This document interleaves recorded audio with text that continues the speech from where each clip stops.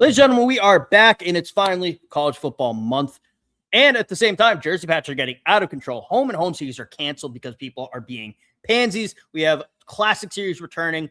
We also have a preseason top 25 from the coach. We're going to break that down. And the Zips are going crazy, letting a fan call their first series. But Ciarnan, how are you doing now that we are officially in college football month? It couldn't be better. It couldn't be better. The hype videos across Instagram are popping off. There's more news than ever to talk about college football. It's that sense of nostalgia that you get for a crisp fall morning on Saturdays. It's just, everything about it is brilliant. Yeah, no, it's great. I feel like not like a kid on Christmas, but it's December 1st. Yes, yeah. It's Christmas month. We're getting there. It's almost time to start celebrating. We're going to go crazy. We're going to get presents in about 20 to 30 days. It's almost here. It's awesome. It's exciting. I cannot wait. Week 0 is going to be electric. UNC, TCU, and Aviva planting my ass in front of the TV all day, starting with that. But, Ciarnan, we still have some stuff to get through before we can finally get to our presents. That is week 0. And starting off with the news that pissed me off the most this week, On3, the recruiting website, has partnered with Polymarket as their official prediction market. Ciarnan, what were your thoughts when you saw this headline? At what point do we just give in to the gambling prediction markets? I don't know. I don't know where the line is anymore. I don't get it. I think there is no line, by the way. Just to answer your question, there isn't. Fair. It's a problem when On3 can put out there the number 1 recruit in the country is leaning towards going to Akron for some reason. Mm-hmm. Line moves. No, he committed to Georgia like a normal person. And then someone made a bunch of money at On3 for just reporting that. Yeah. It is the culmination of everything that's terrible about prediction markets. Yeah, and we talked about sports betting. Prediction markets are worse. Aside from people lose more money on them than regular betting websites. It's awful. I don't like how betting companies are also starting to get into that. I hate it. They need laws in place, guardrails in place, and they're not going to. But this is bad. There is no universe where this ends well. Of course not. Like you said, this is going to ruin tons of people because they heard through the friend of a friend, because somebody at On3 reported it, and it's just going to go completely insane. And the people at On3, when they report it, they're just going to tell their friends and family, just like, hey, he's actually going to Georgia. He's actually going to Alabama. He's actually going to Ohio State.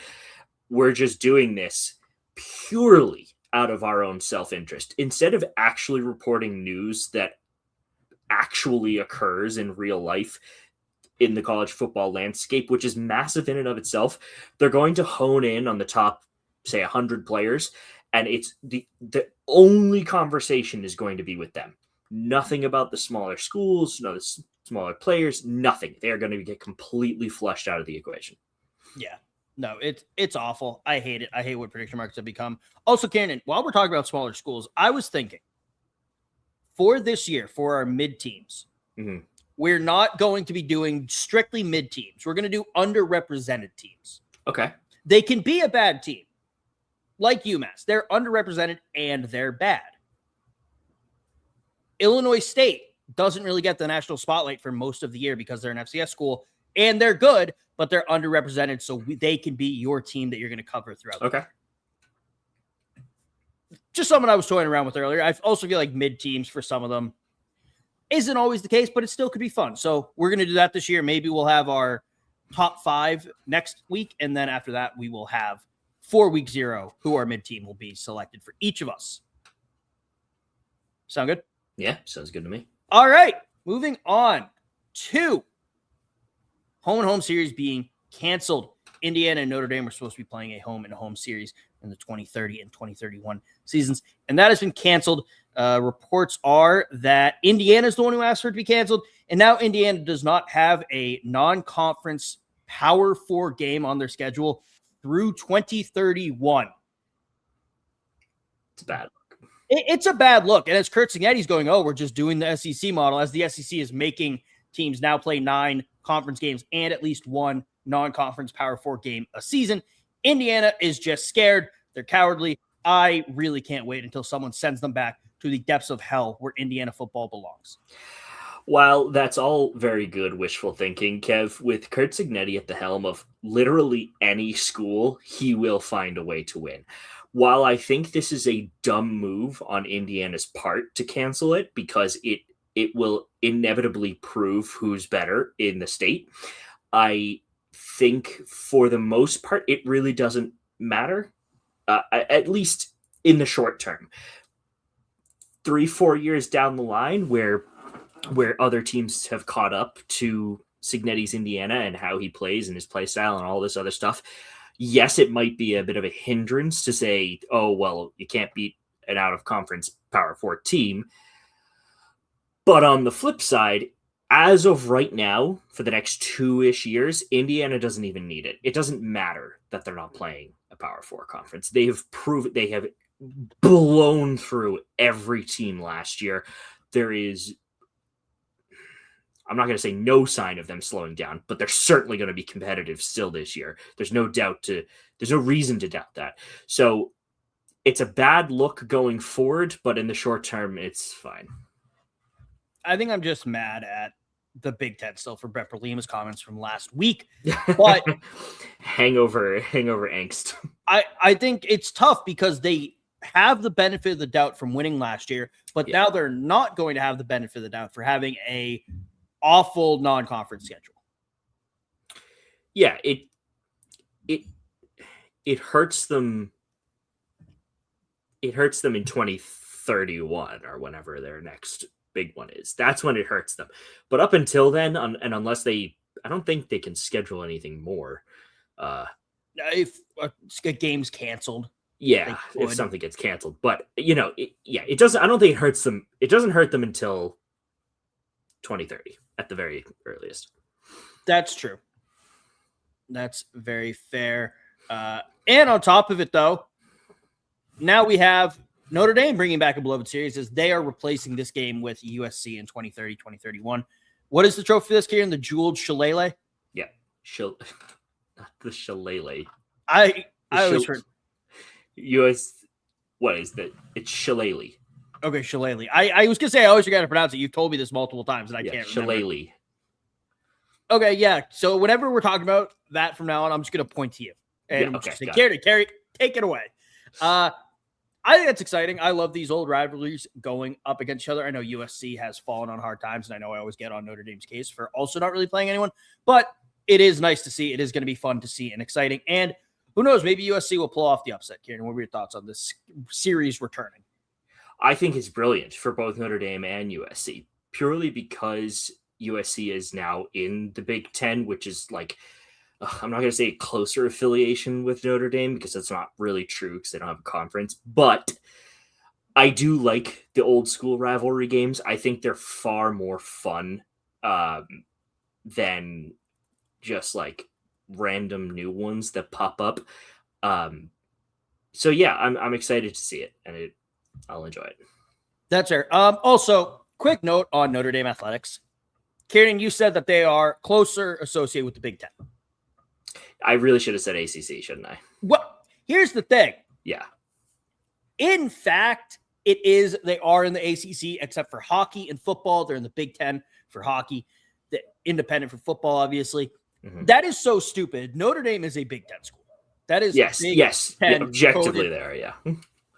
I am not going to say I'm not pointing this out to say you're wrong. I'm pointing this out to say Notre Dame. Hypocrisy of Notre Dame. Unbelievably stupid. Also, Notre Dame needs to join a conference. They need to just join the Big Ten. Be done with this. I know people are going to point to, well, everyone discriminated against Notre Dame. Notre Dame lost the right to complain about that in 1956, Ciarnan, when Paul Hornung won the Heisman with 3 passing touchdowns and 13 interceptions. How did he win the Heisman? Who finished behind him? Johnny Majors of Tennessee. 549 yards, 7 touchdowns. Not great, not bad. It was the 50s. Tommy McDonald, running back. 853 yards, 12 touchdowns. Really good season for Oklahoma. Jerry Tubbs, Oklahoma offensive lineman. Jim Brown was number 5 with 986 yards and 13 touchdowns. He should have won the Heisman that year. It's ridiculous. I hate it. But Notre Dame should not complain anymore since we gave Paul Hornung that fake Heisman trophy. It's awful. Moving on off of Notre Dame. Akron, Ciarnan. The Zips are going crazy. They've announced that one lucky season ticket holder will be allowed to call their first offensive series at their home opener. Ciarnan, what are you calling? What's your first series going to be? First call is let me set the scene for you. Actually, I think that'll do a better job of this. Whoever wins this has the chance to do the funniest possible thing. What I want that person to do, whomever wins, is go in there and act like you're just going to go with the flow. Just say, what are your strongest plays? What are your weakest plays? What do you not want to call? What do you generally call? A whole 9 yards. Get it in their head that you're going to play ball with them. And then just at the last second, whatever you need to make your decision, just do their worst, their least efficient play call and just make it that and see what they can do, because it would be objectively hilarious to watch Akron try and throw a screen or something. Like, let's just say that's their worst play and just get it picked off for 7 or 6 right away. That would be so funny to me. That would be great. I think I'd go flea flicker right off the bat. Yeah. Okay. Right off the bat. Yep. Just see what happens. Then if it works, great. If it doesn't work, you just hand it off. Yeah. Same setup. You hand it off to Jordan Gant. He's be like, oh, it's a fan calling these plays. He's going to do 3 straight flea flickers. Nope. Jordan Grant right up the middle. Gets a huge gain. Bang. Then halfback pass. Ooh, good one. Good one. With the little toss out. Yeah. Try to dump it deep. If it doesn't work, same setup, Ciarnan. You still got Jordan behind you. You flip it to him. What does he do? Try it again. The third time, if it doesn't work, halfback toss. What does he do, Ciarnan? He tries it again. Tries it again. See, the flea flicker fail halfback dive was to lull them into a false sense of security to get off the 3 straight halfback passes. You could also just do 4 straight plays of power eye,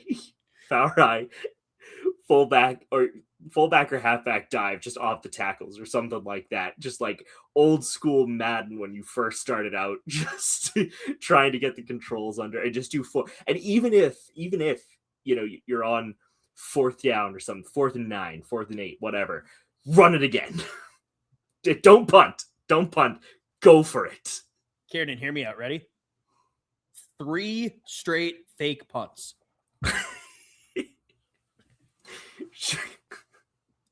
On 4th down, you send out the punt unit again, or you just keep them out there. You audible to an actual formation and go for it with the punt formation playing actual positions. Yes, that's brilliant. No, I mean, I think this is a great idea. In theory, as we're talking about it, it's probably going to end horribly once the game starts. But it's getting us talking about the Zips in a way that I don't think we have on this show, outside of the fact that their mascot's a kangaroo.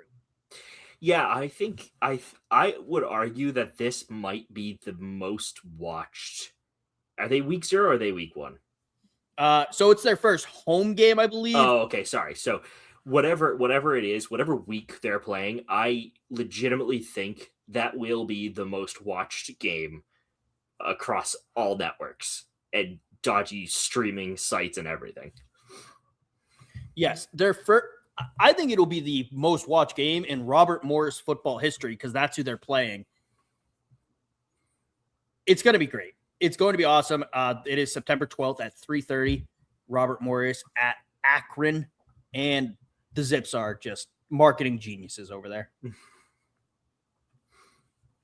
All right, moving on to some legal news, Ciarnan. And remember, before any time we talk about legal stuff, Ciarnan nor I are lawyers. So anything we say, please do not actually try to use for any defense of anything you may do. But a judge is granting an injunction for the class of 2025 athletes who are seeking a fifth NCAA season. This is going against the 5-for-5 rule that will go into effect for athletes who enroll in fall of 2027. The judge said the players will suffer irreparable harm without this injunction. And yeah, Karen, one thing really stood out to me with this. Yeah. Do you know who's technically part of the 2022 class? I mean, there could be a lot of people, but who specifically? Diego Pavia. Okay. He was JUCO before that, and then 2022 is when he was in that class to go to college or to the FBS level. I'm not sure how that exactly works, but Diego Pavia just won't stop trying to play college football. He needs to get a job.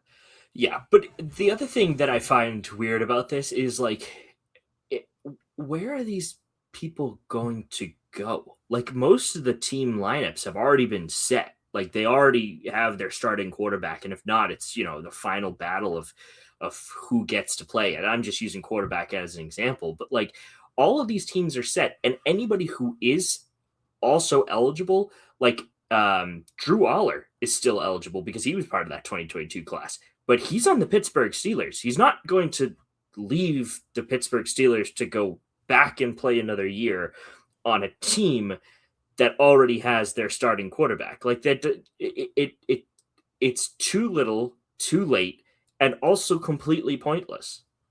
Yeah, I think it's more for players who went undrafted or have already been cut, and were like non-guaranteed roster invites, or practically like invites to camp, tryouts, and that doesn't work out. I think something was needed because you had people keep granting injunctions. So you had guys who played in the G League and the NBA suddenly playing for Alabama this year, and Tennessee and Texas, and playing for all these schools. I think, though, it's also the NCAA wants their antitrust protection from Congress, and they're talking to these judges. I wouldn't be surprised if these are all not backdoor deals, but the NCAA is working with the legal system. Say, yeah, just grant it. This looks ridiculous. We will then get the antitrust exemptions that we are looking for. Interesting. That's an interesting take on that. I don't hate it either. Tarek Skubal going to the Dodgers has really just made me conspiratorial about everything. Yeah, that is a great point. Yeah, I think that's more or less kicked everything off. It's insane, and we're gonna have a lockout because of it in baseball, and we're gonna have a lockout because of something stupid in college in a couple of years. And remember, we are covering the GAA once that happens. Yeah, it's been decided. It was decided last week. But Ciarnan, moving on to other stupid things in college football. Jersey patches. Vandy has now released some new uniform, or not new uniforms, but showed off some uniforms this week. Ciarnan, do you notice anything about these uniforms? Let me think. Is there no V for the actual school? Yeah, there's not a single Vanderbilt logo. Now, look, the Vanderbilt logo is god-awful. So I'm not one to complain when I have to look at it less. However, when you play for Vanderbilt, that's the one time I can expect to have to look at it. I guarantee you the first thing is like, oh, it'll be on our helmets. I go, that's great. It should still be on the jersey. Yeah, you know what's fun, Ciarnan? You know what's interesting? When people buy your jerseys, which people are going to do with Vanderbilt now, they're not also going to buy a helmet to wear.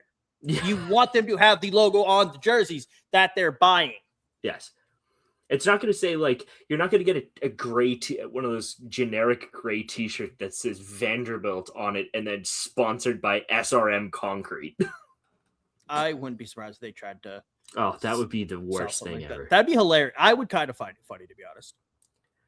But also. Yeah, but like in a bad way. Yes. Oh, yeah. No, it'd be funny. Hilarious as someone who does not care about Vanderbilt whatsoever. Funny. Oh, no, not funny. Haha. I would find it funny, haha, but that's because I dislike Vanderbilt. Again, another thing that I shouldn't say. I should never have thought that I had any room for any emotions in my heart for Vanderbilt football other than, oh, they did their best. Those nerds tried their hardest. Also, Ciarnan, this backdrop.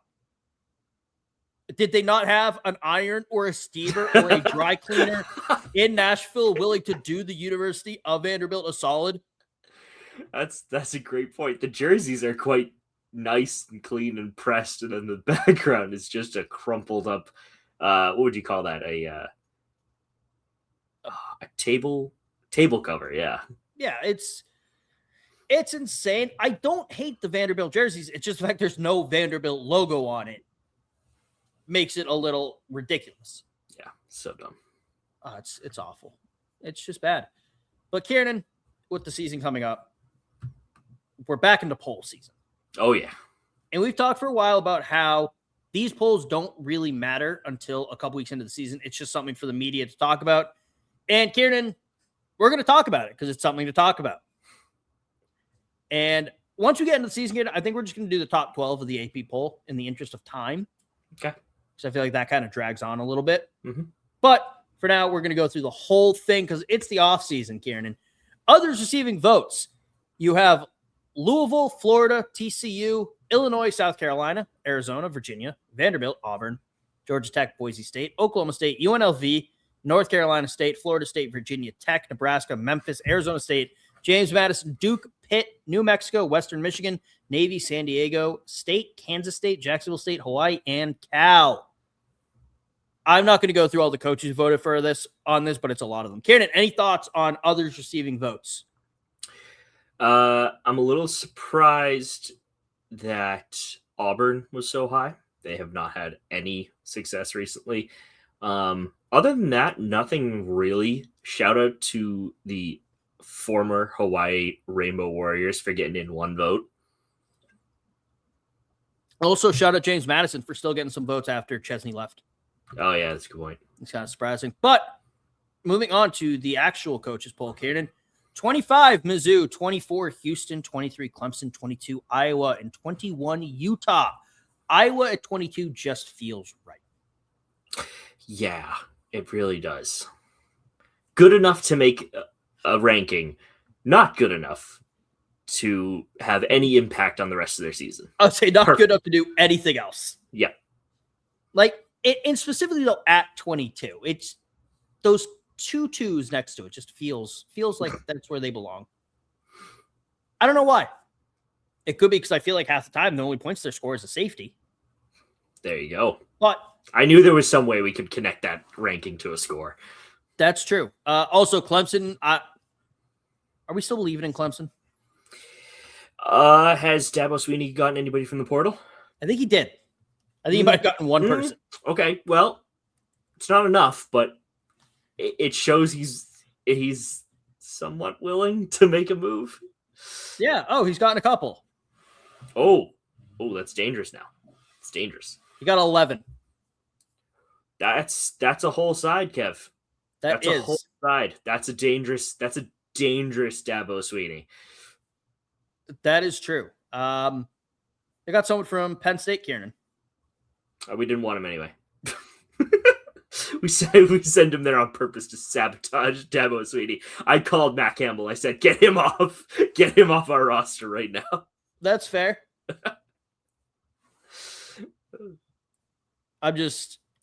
He lost more people to the portal, by the way. Yeah. Figured as much. They are ranked 56th in the transfer portal. Penn State is ranked 4th, Ciarnan, by the way. So, nice job. Yeah, seriously. Moving on. SMU is sitting at 20, Washington at 19, Tennessee at 18, Penn State at 17, Ciarnan, and Michigan at 16. There's no way Michigan is good this year, right? I can't imagine so, no. I mean, you had the Sherman Moore stuff. You had the Ward Manual stuff. And then you have Kyle Whittingham come out and say, I don't think you can have a rivalry, or I don't think you have to hate your rival. While talking about Ohio State in the game. No, Kyle, you're going to learn what hate is. Yeah, jeez. Welcome to the North. Holy crap. What a terrible take. You don't have to hate your rival. Yes, you do. Yeah. Michigan and Ohio State aren't even Penn State's rivals, and I hate them. I don't even need the rivalry to hate them. Kelsey from High Low Sports, I think he's a great guy. I love talking to him. I love when we get him on the show. I love being on shows with him. I hate him. Starting in 24 days. I hate him and only have ill will in my heart for him. Like, and he's my friend. Kyle Whittingham, you're going to say you don't have hate in your heart for people you've never met and they're your school's biggest rival. The school that's paying you millions of dollars specifically to hate this team. You don't feel the need to hate them? Yeah, you gotta step up. Awful. Cowardice. Ciarnan, what are your thoughts on Penn State being perfect? 10 to 18 is where I say their sweet spot is, so I'm good with it. Yeah, that's fair. Where did we have them? What number did we have them at a couple years ago where it was like if they were above this number, they would lose? 10 to 18. It was that? It was 10 it was to like 18. One number. It was like if they were top 10, they're done. Yeah, if they were above the top 10, that they would lose their next game or something like that. Yeah. Basically, they couldn't stay there. Yeah, that's fair. That's the point of that. Tennessee, tough schedule this year. It'll be interesting to see how they end up.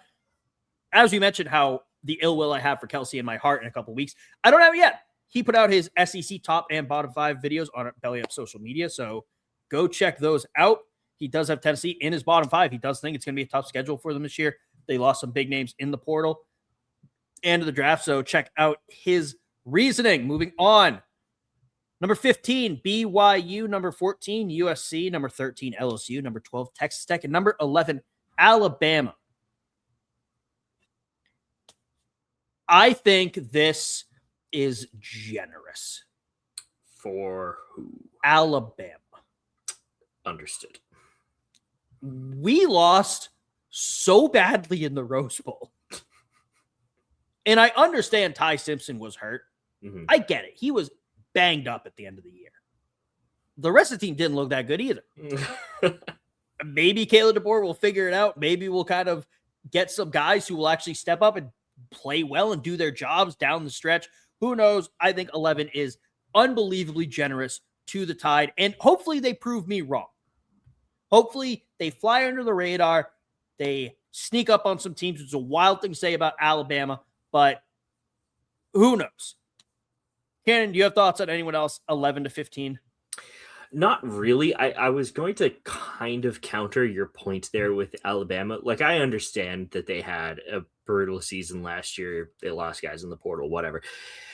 But I think there's still a tiny bit of that Alabama magic that's still floating around with even though Kalen DeBoer, there's a lot of criticism about, how he's coaching or whatever. I still think there's magic in that team, and I wouldn't put anybody between 12 and 15 above them, if I'm honest. Like, yeah, you could argue maybe Lane Kiffin's LSU Tigers to go above that because, there's so much hype around him. But other than that, that's about it. Until he, actually, blows out Ole Miss and then blows out Alabama or Georgia or whoever they're playing, I'm not really going to buy into that. So, and then Texas Tech is just a loaded franchise with a bunch of money behind it, but no real skill. So I'm not surprised Alabama's 11th. I am curious about Texas Tech this year. I understand Will Hammond's coming off injury, but what does that say about their belief in him if they were willing to blow up the entire sport of college football for Brendan Sorsby, not even a very good quarterback? Yeah, that's exactly it. It's like, yeah, Texas Tech has some great talent, don't get me wrong, but let's be real here. It's really, I would say they're the laughingstock of this offseason because of how they handled this situation. So it's not a great start to their campaign this year. I would say laughingstock is like best case scenario they could hope for. Yes. I think they're the cautious tale. They're the we don't talk about that. We don't associate with the Red Raiders. Yeah. Like they had their conference ready to ban them. Yeah, which is wild. That's insane. All right, moving on to number 10, Ole Miss. Suck it, Lane. Number 9, the Sooners. Number 8, the Aggies. Number 7, Miami of Florida. Number 6, Indiana. I love Pete Golding and Ole Miss being ranked ahead of LSU. It does feel good. Oh, it feels so good. Texas A&M or Oklahoma. I don't know which one. One of them is not going to be ranked highly by week 4. Yeah. Yeah, that one could flip-flop. It really makes no difference. I think one of them will surge, one of them will drop, and I don't know which is which. Indiana at 6 coming off a national title is kind of crazy. Crazy impressive or crazy insulting? Crazy not great. I understand they lost some of their best players, but none of those players were inherently great players. I understand they had the Heisman Trophy winner. There was a lot of debate about that. I think a lot of it is Curt Cignetti and what he's done at Indiana. I think he will replace them fine. So I think having them at 6, even with all those losses, is kind of, I don't want to say disrespectful, but a little rude. Yeah. I'll be surprised. I'm surprised the Miami Hurricanes aren't lowered down, and that's only because they basically lost their entire defense to the draft. So That's true. I'm not going to say that they can't replace those guys because they absolutely can, but it will not be nearly as dominant as it was last year. That's true. Yeah, and I mean, but maybe they'll have an upgraded quarterback now that they don't have Carson. That's true. Their defense suffers, their offense gets better. It's possible. Yeah. Who knows? Moving on, though, to the top 5. Notre Dame at number 5. Texas at number 4 with the Heisman hopeful frontrunner Arch Manning, apparently. Georgia Bulldogs at number 3. Oregon Ducks at number 2. And the Ohio State Buckeyes are sitting at number 1. Ciarnan, what are your thoughts on the top 5? Do we say Notre Dame's once again ranked too high, or do we actually believe them this time? I never believe them. Okay, cool. Texas Longhorns, I feel like the top 4 are really well thought out because Kirby Smart is not going to let that Georgia team. He's going to let them drive, but he won't let them. He shouldn't. He shouldn't. He won't let them lose drives. I'll say that. I'll say that.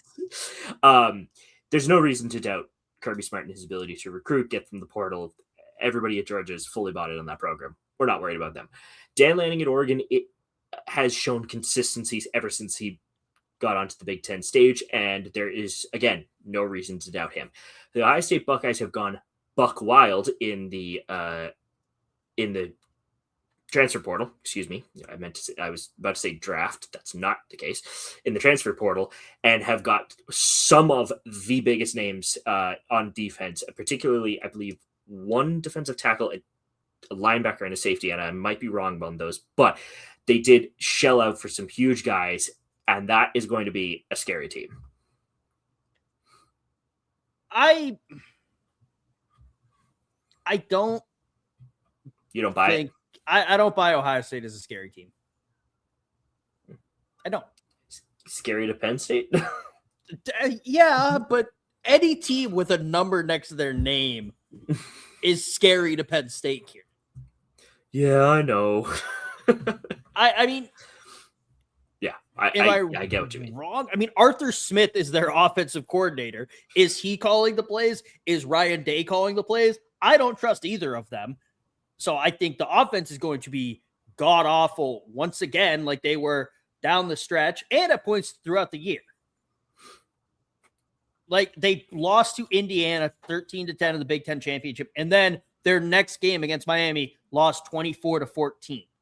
Mm-hmm. The offense was not good down the stretch. Yes, I know they put up 27 points on Michigan at Michigan, but against these top tier teams, which Michigan was not last year, the offense sputtered. They did not do great, especially once Brian Hartline left. It looked bad at times against Miami. I don't trust Ryan Day at all. I don't trust Ryan Day as much as he trusts his natural hair color. I'm going to put it like that. And that's a good one. I think Oregon is going to be fine. I think Georgia is going to be good. I think Texas will be okay as far as Arch can carry them. That's how far Texas will go. And we talked about this last week. I don't think it's going to be that far.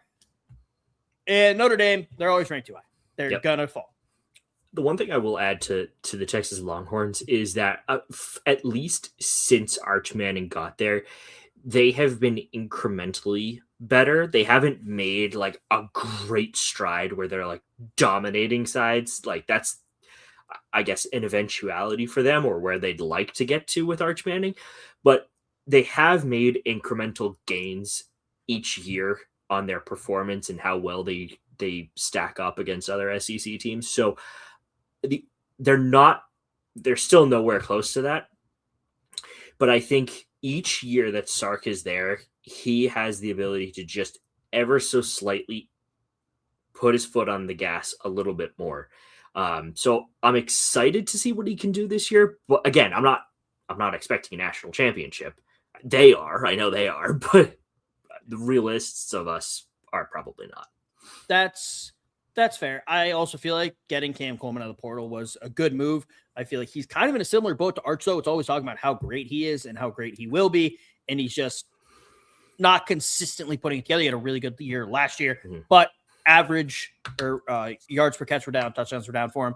I think this would be a good bounce back chance for him. If he can do that, Arch will potentially be what was promised with Cam Coleman there catching balls from him. But there you have it. There's your coaches poll, and we're almost at the point where these polls matter. But Ciarnan, Nick Saban had some thoughts on the coaches poll and said he was hopeful that the Tide could fly under the radar. And Paul Finebaum did not like that. It's telling him to stop it. We're talking about the University of Alabama here. We're not talking about some off-brand school in the middle of nowhere. When Nick Saban was head coach, Alabama was number one in the country for, at some point, 15 straight years. They were the favorite, I think, in all but one game during a 16-game stretch. And Nick Saban's now trying to dumb down the DeBoer expectations, and I'm not having it. Paul Finebaum, you absolute moron. How would it go if Nick Saban came out there and said, yeah, no, Kalen DeBoer should 100% be dominating. He should be top 5 with this roster, with this team, with these resources. And then he's not. They will chase him out of Tuscaloosa with pitchforks. And then Nick Saban will have to stop being retired to save Alabama football. This is what Nick Saban had to say. I'm not saying he doesn't believe it either, but it's called media training, Paul. Something that you, as a member of the media, seemingly never had. You handle expectations. He still works for the university, so he wants the football team to do well. He wants to put them in the best position to succeed. He cannot raise expectations too high, but he also can't say this team's awful and Kalen DeBoer's terrible. No, he has to say, hopefully we can sneak up on people. And yes, Alabama was great for the 15 years that Nick Saban was there and had things humming. Guess what happens, Ciarnan, when you have a great player, your coach, and they leave? It all falls apart. That can happen very easily.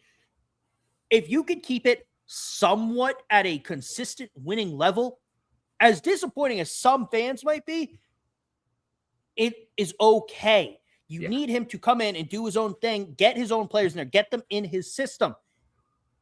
The team made the playoffs last year. If you want to say that they shouldn't have and someone else should have, there's at least a conversation about that. It would be very easy for a team to lose Nick Saban and not make the cultural playoffs back for a decade.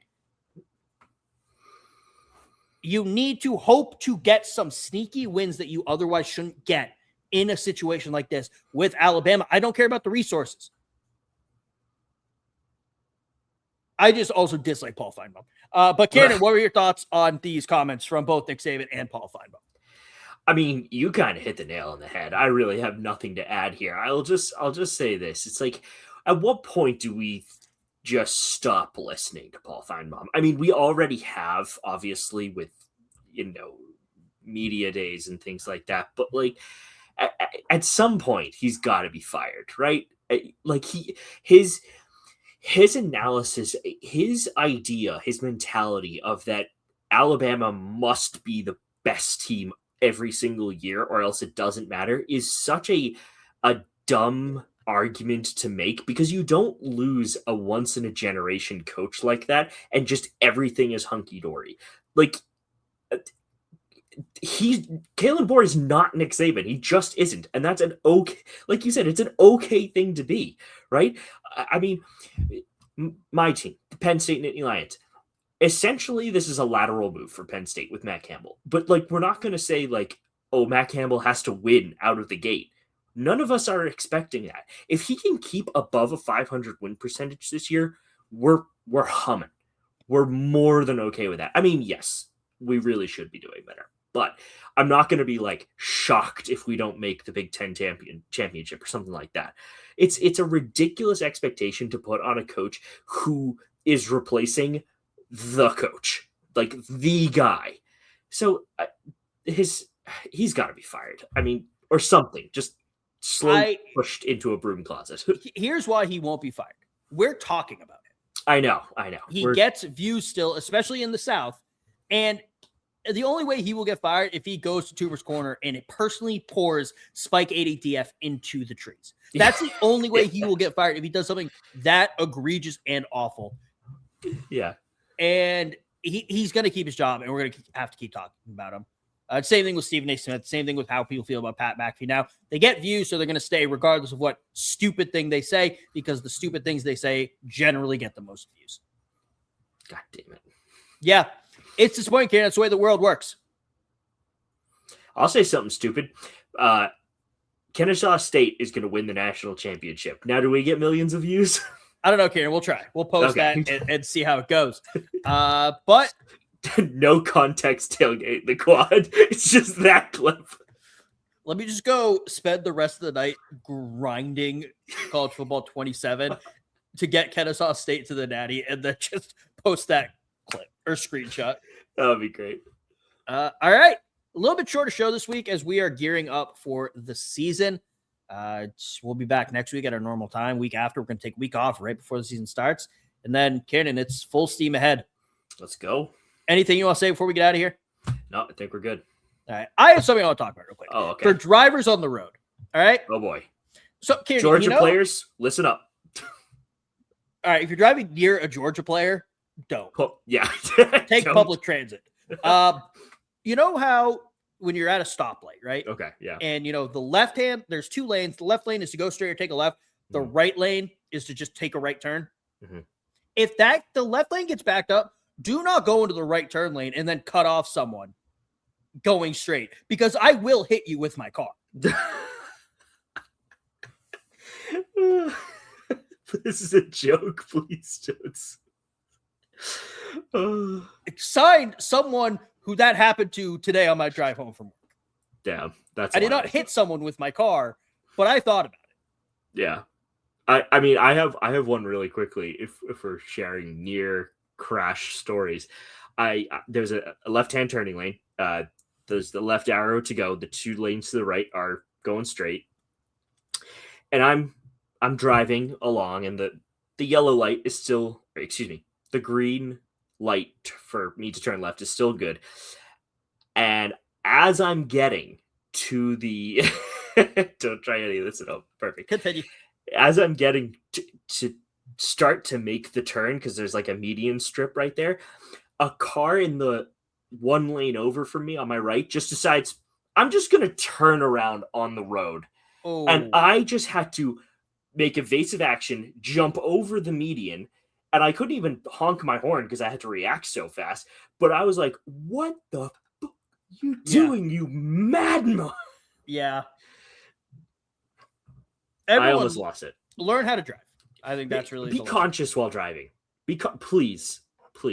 That's our take-home message. That's like the minimum. If you don't take anything else from this show, the last 100 and something episodes, be conscious while driving. That's please. Really it's not that hard. But all right, everyone have a good, safe, fun rest of your weekend. Make good choices. Don't drink too much. And if you do, please don't drive and stay conscious while driving. Yeah. See ya.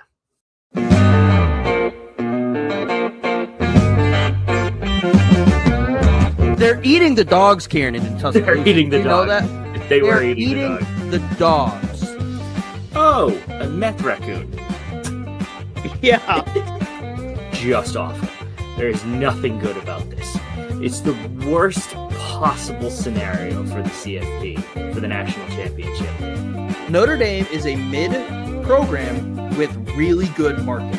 And the Michigan players are going to look at that, and anybody who's committing to Michigan in the next years and just go, I want to beat them even more. Like, I wanted to beat them when I first came to this school. Recruits are going to see this. You have, as some fans have put it, a mascot flashing their pop tussie out.